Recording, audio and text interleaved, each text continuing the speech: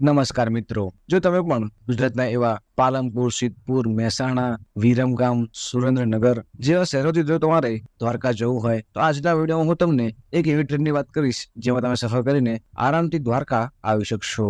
એટલે આજના વિડીયોમાં હું તમને આ ટ્રેનની એ સંપૂર્ણ માહિતી આપી દઈશ કે આ ટ્રેન એ આ બધા શહેરો પર કેટલા વાગે આવે છે અને આપણને દ્વારકા કેટલા વાગે પહોંચાડતી હોય છે. અને જો તમે આ ટ્રેનમાં સફર કરીને દ્વારકા આવો છો તો આ ટ્રેનમાં આપણને ટોટલ કેટલો ટાઈમ લાગતો હોય છે અને જો આપણે આ શહેરો પરથી દ્વારકા આવીએ છીએ તો આપણને એક દિનનું ભાડું પણ કેટલું લાગતું હોય છે. એટલે આજના વિડીયોમાં હું તમને આ બધી જ બાબતોનું સંપૂર્ણપણે માહિતી આપી દઈશ. એટલે અમારો આ વિડીયો તમે શરૂથી લઈને એન્ડ સુધી જરૂર જોજો. અને વિડીયો શરૂ કરતા પહેલા જો તમે હજી સુધી અમારા આ વિડીયોને એક લાઈક નથી કર્યું તો વિડીયોને એક લાઈક કરી નીચેથી ચેનલને સબસ્ક્રાઇબ પણ કરી નાખજો. અને હું છું તમારી સાથે અમિત ગુજરાતી અને આજે વાત કરીશું આપણે દ્વારકા માટે ચાલતી આ ટ્રેનની. અને જો તમારે પણ દ્વારકા જવું હોય તો તમે આ ટ્રેનમાં સફર કરીને આરામથી દ્વારકા આવી શકશો. અને આજના વિડીયોમાં વાત કરીશ આ ટ્રેનની તો આ ટ્રેનનું નામ એ જયપુર ઓખા સુપરફાસ્ટ એક્સપ્રેસ રહેતી હોય છે. અને આ ટ્રેન એ રાજસ્થાનમાં આવેલા એવા જયપુરથી ચાલતી હોય છે. અને આ ટ્રેન એ જયપુરથી ડાયરેક્ટ આપણને ઓખા એટલે કે દ્વારકા પહોંચાડતી હોય છે. અને જો તમારે રાજસ્થાનમાં એવા કોઈ પણ શહેરથી દ્વારકા આવવું હોય તો પણ તમે આ ટ્રેન એ પસંદ કરી શકશો. કારણ કે આ ટ્રેન એ રાજસ્થાનમાં ઘણા બધા શહેરો ઉપરથી પસંદ થઈને આ ટ્રેન એ ગુજરાતમાં આવતી હોય છે. જો તમારે જયપુર જેવા શહેરથી જવું હોય તો આ ટ્રેન એ જયપુરથી સાંજે 5:40 જ ચાલતી હોય છે. જે Phulera Junction, Kishangarh Junction, Ajmer Junction, Beawar Junction, Sojat Road Junction, Marwar Junction, Falna Junction, Jawai Bandh Junction અને આબુ રોડ થઈને આ ટ્રેન એ ગુજરાતમાં પ્રવેશતી હોય છે. એટલે આ ટ્રેન એ રાજસ્થાનમાં આટલા બધા શહેરો પરથી પસાર થઈને એ ગુજરાતમાં આવતી હોય છે. અને આ શહેરોથી તમે આરામથી સફર કરીને ગુજરાતમાં પણ આવી શકશો. અને જો તમારે દ્વારકા જવું હોય તો તમારે દ્વારકા પણ ડાયરેક્ટ આવી શકશો. અને જો તમે આ ટ્રેનમાં પાલનપુરથી સફર કરીને દ્વારકા જાઓ છો તો આ ટ્રેન એ પાલનપુર રાત્રે 1:27 જ આવતી હોય છે. અને અહીંથી આ ટ્રેનની ટોટલ 8 કલાક અને 32 મિનિટના સફર બાદ આપણને દ્વારકા સવારે 9:59 એટલે કે 10 વાગે જ પહોંચાડતી હોય છે. એટલે આ ટ્રેન એ સવારે 10 વાગે આપણને દ્વારકા પહોંચાડતી હોય છે.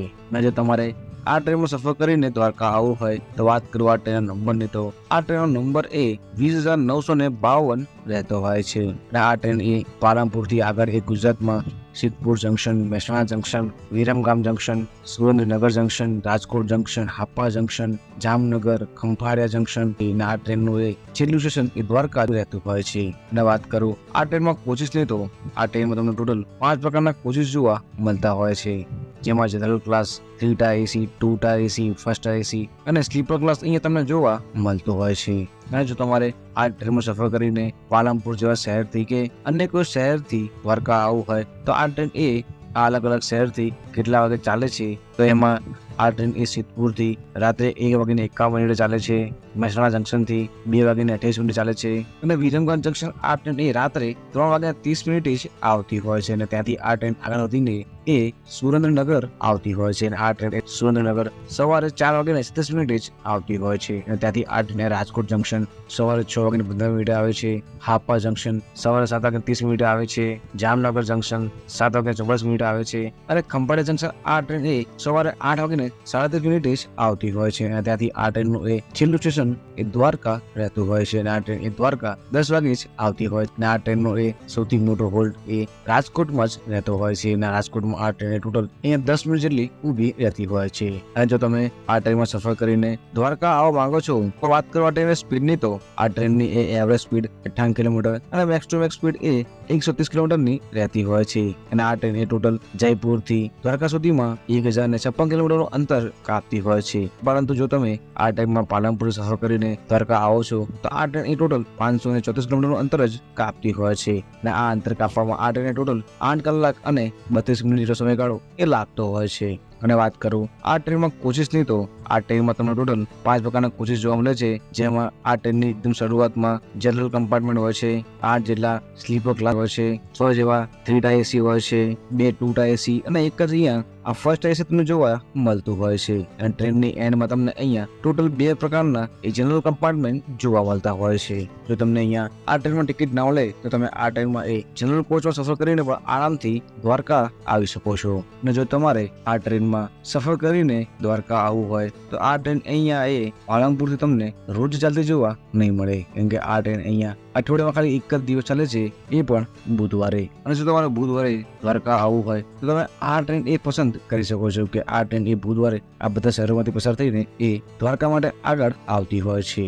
અને જો તમે ગુજરાતમાં એવા પાલનપુર જેવા શહેરથી દ્વારકા આવો છો તો વાત કરો ભાડાની, તો આ ટ્રેનનું ભાડું એ વ્યક્તિનું એ સ્લીપર ક્લાસમાં 350 રૂપિયા, 3 ટાયર એસીમાં 915 રૂપિયા, 2 ટાયર એસીમાં 1280 રૂપિયા અને ફર્સ્ટ એસીનું ભાડું અહીંયા એ 2130 રૂપિયા જ રહેતું હોય છે. અને જો તમારે ગુજરાતના અન્ય કોઈ શહેરથી આવવું હોય તો આ ટ્રેનનું ભાડું એ અલગ અલગ શહેરોથી અલગ અલગ રહેતું હોય છે, પરંતુ પાલનપુર કરતા આ બધા શહેરોનું ભાડું એ ઓછું રહેતું હોય છે. જો તમે આ ટ્રેનમાં સફર કરીને આરામથી આ ભાડામાં દ્વારકા આવી શકો છો.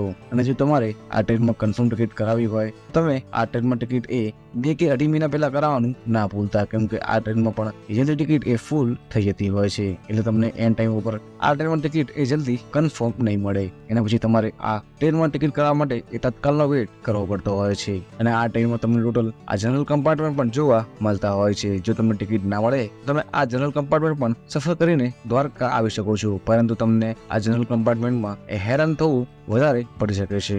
એનું તમારે આ નોંધ રાખવી પડશે. અને વાત કરું આપણે આ ટ્રેનમાં એ આ બધા કોચોમાંથી કયા કોચમાં સફર કરીને એ દ્વારકા આવવું જોઈએ, તો એમાં સૌથી બેસ્ટ કોચ એ 3 ટાયર એસી નો જ રહેતો હોય છે, કેમ કે 3 ટાયર એસીમાં એ તમારી કમ્ફર્ટ અને તમારી સામાન્ય સેફટી અને અહીંયા તમને કોઈની ભીડમાં તમને ઓછી જોવા મળતી હોય છે. તમારા માટે આ સૌથી બેસ્ટ એ 3 ટાયર એસી જ રહેતું હોય છે. તમે 3 ટાયર એસીમાં સફર કરીને આરામથી દ્વારકા આવી શકો છો.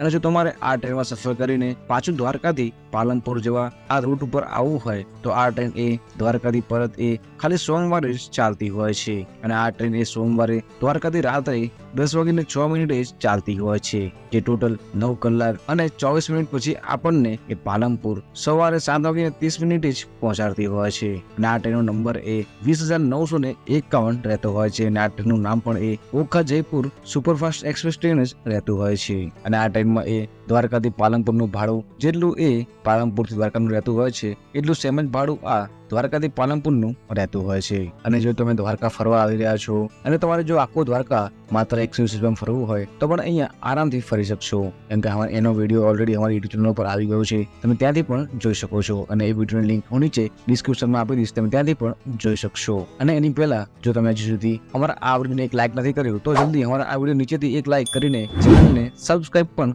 કરી નાખજો. હું તમારા માટે આવા જ અવનવા વિડીયો એ લાવતો રહું છું. અને અમારો આ વિડીયો એ તમારા એ મિત્રને મોકલી દો જેની જોડે તમે આ દ્વારકા જવાનો પ્લાન બનાવી રહ્યા છો. મળી જવાના વિડીયોમાં. હર હર મહાદેવ.